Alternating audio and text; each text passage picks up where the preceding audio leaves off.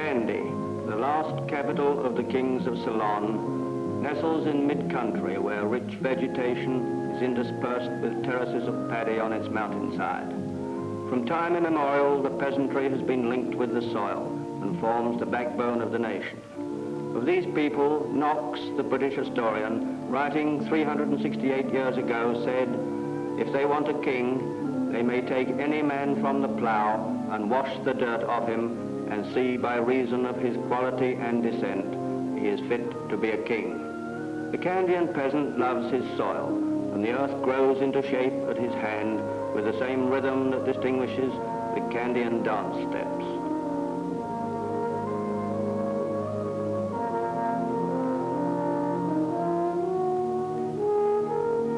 Pinioned on a rural hilltop with rock-hewn steps spiraling toward the sky is Kandy's most picturesque temple, Lanka, which means in Sinhalese, Jewel of Lanka, built in 1344 AD. So much indeed were Ceylon's arts and crafts bound up with the temples that the art of Ceylon became distinctively religious. Kandy.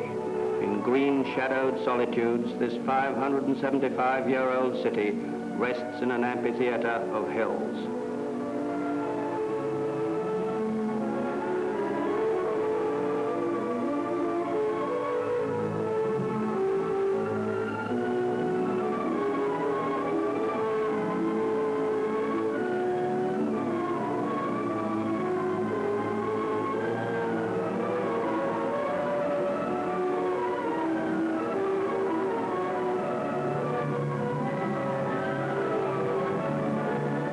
Beauty of murmuring foliage at the Royal Botanical Gardens, famous for its collection of specimens of flora of the tropical world.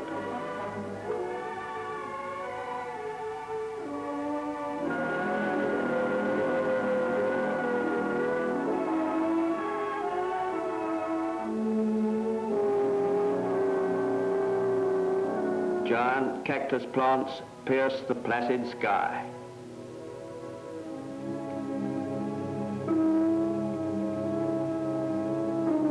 A suspension bridge spans the Mahaveli, river of great sands, the longest and most historic river in the island, which winds her way sluggishly through the bamboo-trimmed borders of parkland.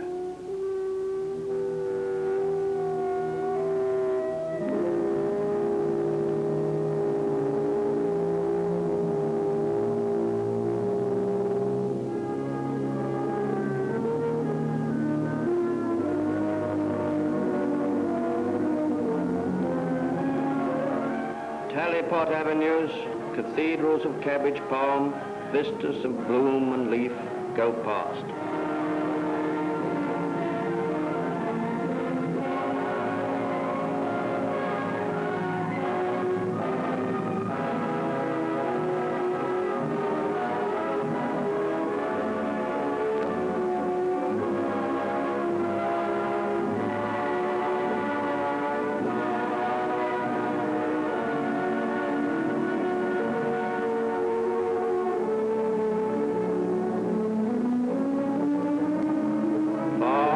Mountainside, the morning breaks.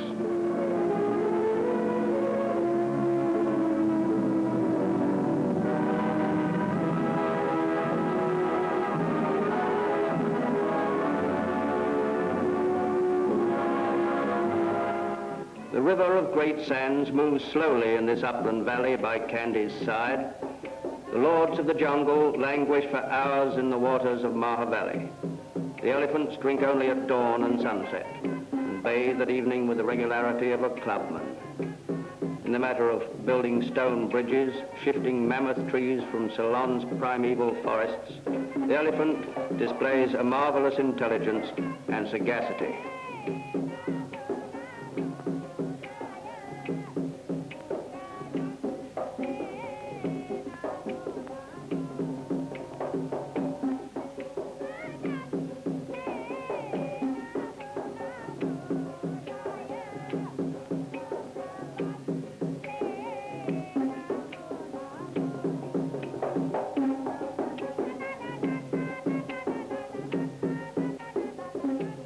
history of the arts and crafts of Ceylon is as old as the history of the island itself. These master craftsmen, hailing from traditional families of the 4 guilds of craftsmen, are engaged in the production of exquisite brassware utensils patterned with oriental motifs. The ancient art of the lacquer workers from Martley Hills is far famed. They use shellac beaten into delicate threads. Deft hands weave oriental patterns of color on wooden articles, and by application of warm palm leaf give them a brilliant finish.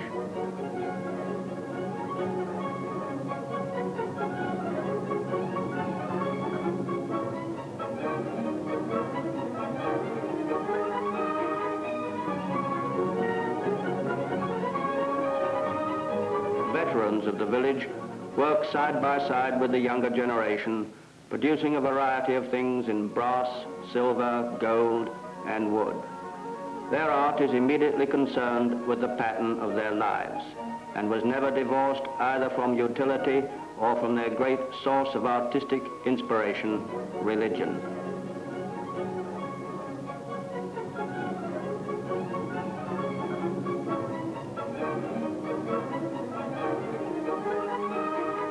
Situated in a setting which has evoked the admiration of artists and educationists is the new residential University of Ceylon at Paradinia. These are the first buildings. The dominant note in the layout of this seat of learning is the traditional openness and spaciousness of Sinhalese architecture.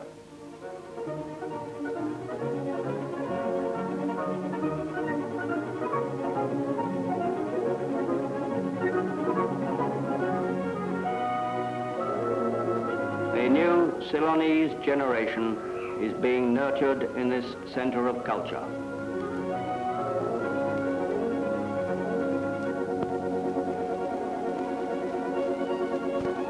In education, the ancient traditional art forms are being revived.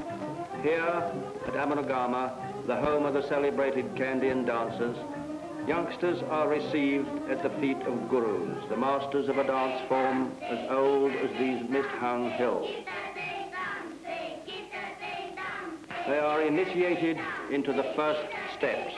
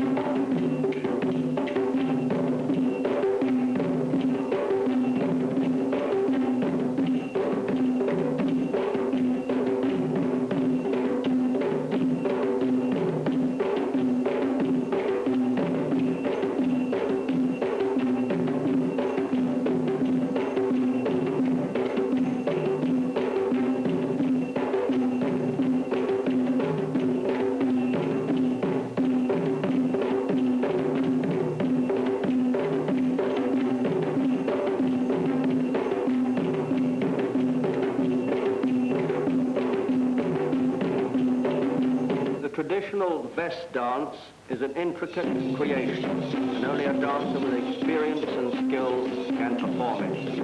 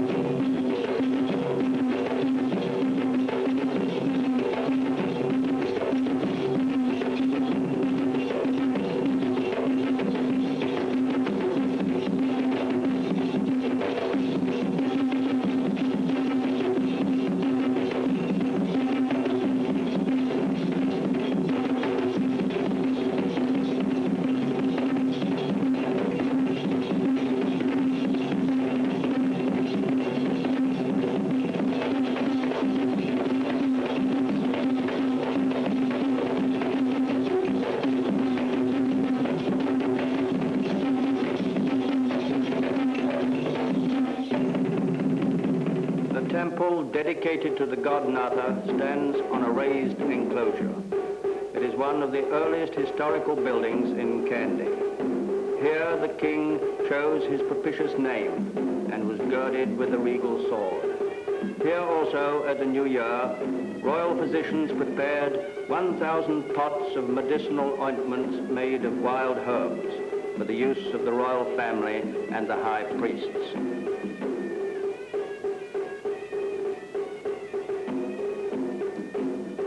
The Palace of the Tooth Relic, the chief temple in Ceylon, wherein is enshrined the left eye tooth of the Gautama Buddha. Built by Vimala Dharma Surya, who reigned at the end of the 17th century, this edifice stands as a monument to Kandy's pious kings and the skill of her ancient craftsmen. The octagon and moat were added by the last king of Kandy. The new extension to this historical temple adheres strictly to traditional motifs in its elaborate designs on doorways.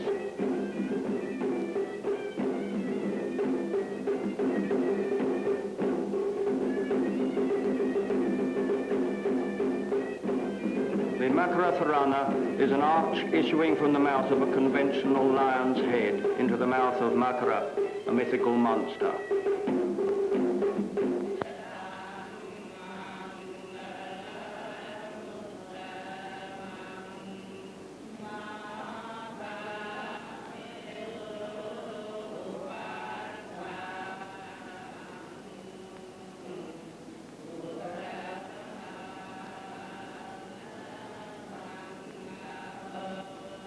The air blows purer here.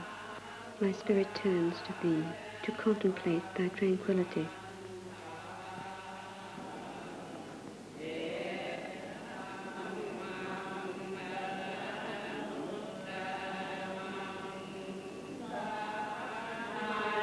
At the entrance to the Temple of the Tooth, the chief monks of the Bඳvata and Asgirya temples, guardians of the sacred relic, chant Pirith, psalms from the holy Tripitaka, the three parts of the doctrine of the Buddha.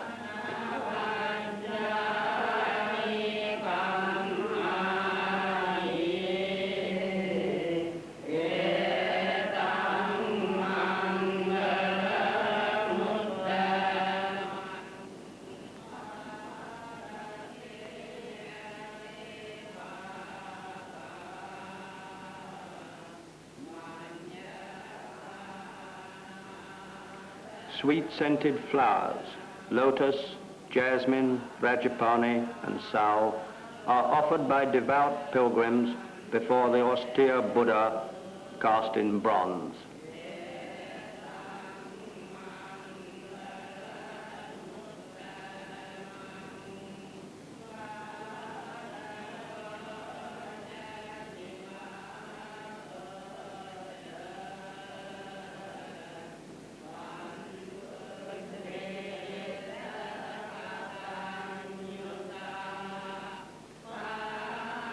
Narrative friezes and patterns of floral decorations in geometric design embellish the walls and pillars.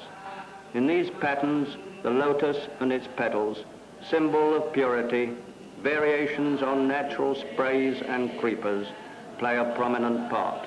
Literally, every square inch is painted with poetic precision. Objects kept in the sanctuary for the daily devotions include golden bowls, a water strainer, a bejeweled fan, a fly whisk, a cup, a beetle dish, flower trays, all works of art presented by Kirti Sri Rajasingha.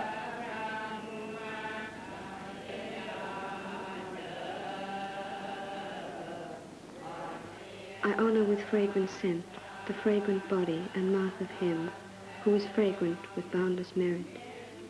Let me honor with a sweet wind-producing fan the receptacle of worship, honor, and service.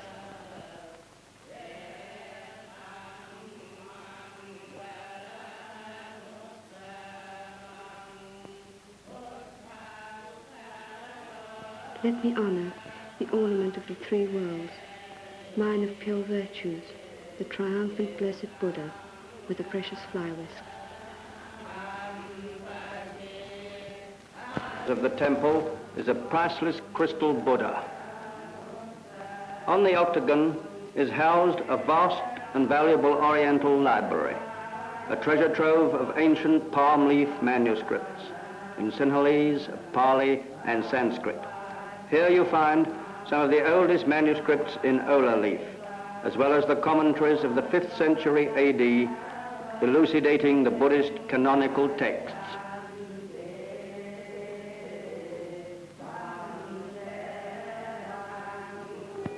The temple enclosure is thrown open at dawn and closes after the evening service. Sacred ritual is observed at these hours. Worshippers are admitted into the second chamber only.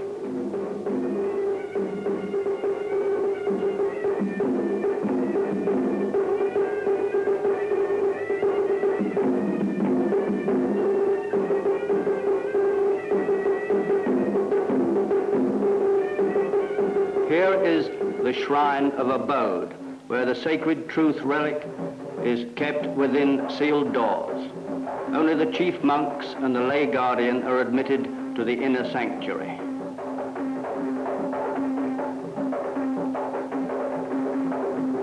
The monks pray. So long, O Blessed One, as thy religion stands in the world, may it receive abiding worship in compassion of the world. The sacred tooth is rarely exposed to view, and every August, under the Essala moon, the annual Parahera takes place as a national event in honor of it. Dancers prepare for the Parahera, put on their striking headdresses and elaborate armlets of intricate Kandyan design.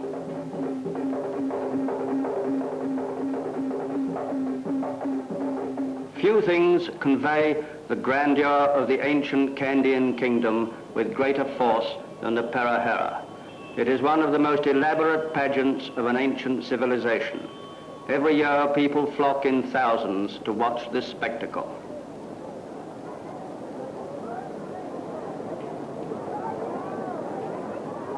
The Parahera is taking shape.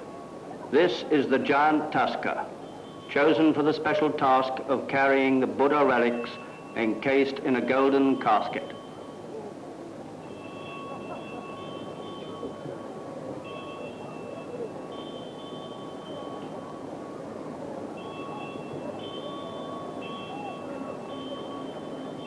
Well over 100 elephants join him in the sacred mission as they move majestically in this procession of drummers, dancers, and musicians.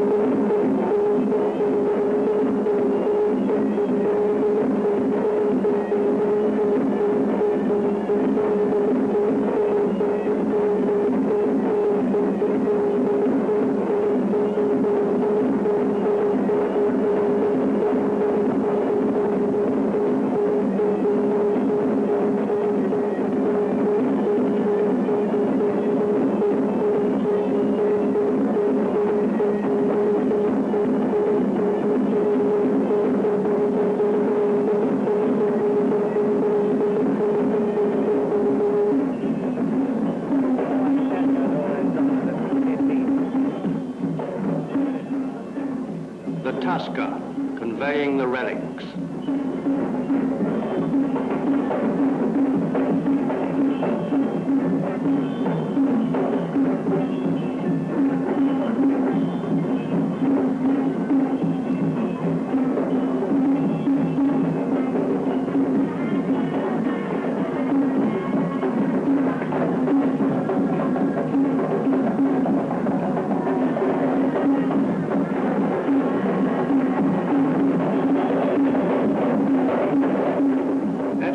In the procession, the Kandyan chiefs with their attendant retinues walk solemnly.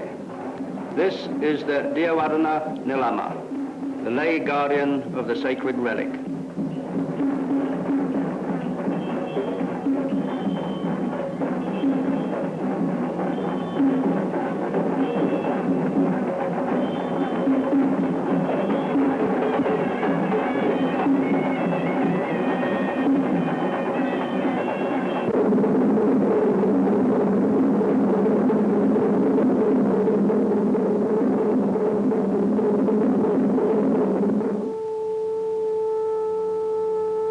With the departure of the vast crowds that throng to see the Perahera, Kandy regains her usual calm.